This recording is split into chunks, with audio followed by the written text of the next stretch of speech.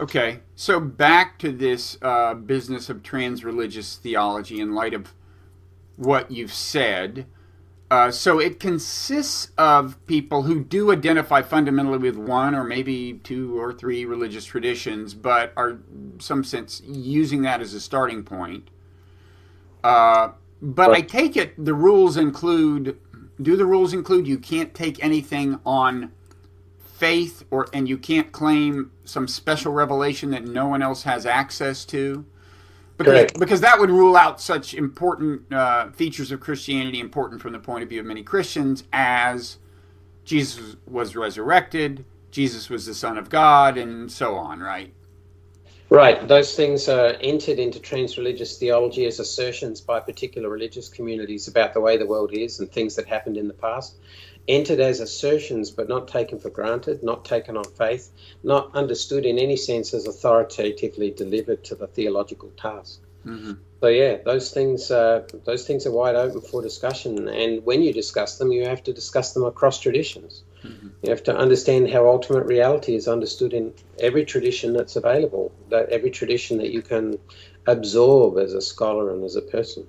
And is this idea of ultimate reality something that I doubt Einstein mentioned that? I doubt Richard Dawkins would use the term. Is taking that seriously something that makes you a little more than Einsteinianly religious in the minimalistic sense?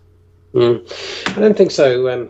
Einstein drew his religious framework from the philosopher Spinoza.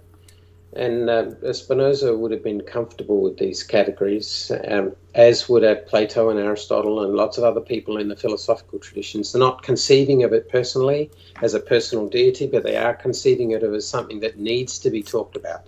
You cannot let discussion lapse, because if you do, you've lost something crucial about the character of reality. At the same time, it's clearly hard to understand, and science helps us probably more than anything else to get a grip on what ultimate reality really is.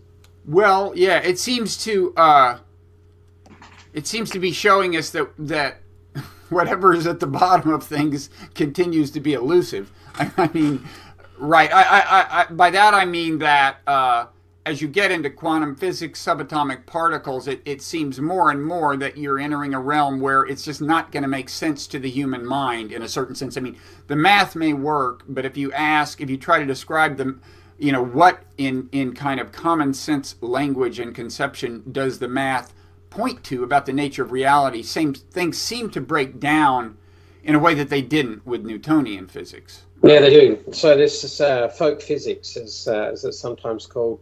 It really doesn't work against the real world very well at all. But neither does folk religion. The interesting thing about trans-religious theology is it forces you to look at all of nature, everything we know about it, and the public forms of discourse that tell us about that are really important. But folk religion does not help you understand ultimate reality very well. You need to transcend folk religion in trans-religious theology if you're going to have a shot at it at all. Otherwise, you're just talking about a bunch of parochial people's ideas about what's real, and that's interesting historically, but it doesn't have any evidential weight. You need to construct the evidential weight differently using philosophical methods. Okay. But I guess I'm also asking, well, how much help is science really giving us in conceiving of ultimate reality? Or is it just the nature of ultimate reality that, as people have been known to say, you can't conceive it? Yeah, I don't think science helps much except by ruling out things that don't work. For example, ruling out supernatural agency. It doesn't explicitly rule it out, but it makes it less plausible. So that's the sense in which I mean ruling out. So there's this deep puzzle about science. It spawns a whole bunch of questions that are not scientific questions, such as what is the good, what is ultimate reality, and so forth. You can't answer those questions inside the sciences, but the sciences constrain what you can say about those questions.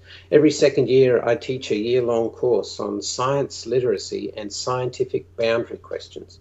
And in that class, we cover what the science says. We try and trace out what the boundary questions are in ethics, in theology, in philosophy, and so forth, and see how the scientific knowledge that we have constrains our conceptions as we move into the philosophical or ethical realms.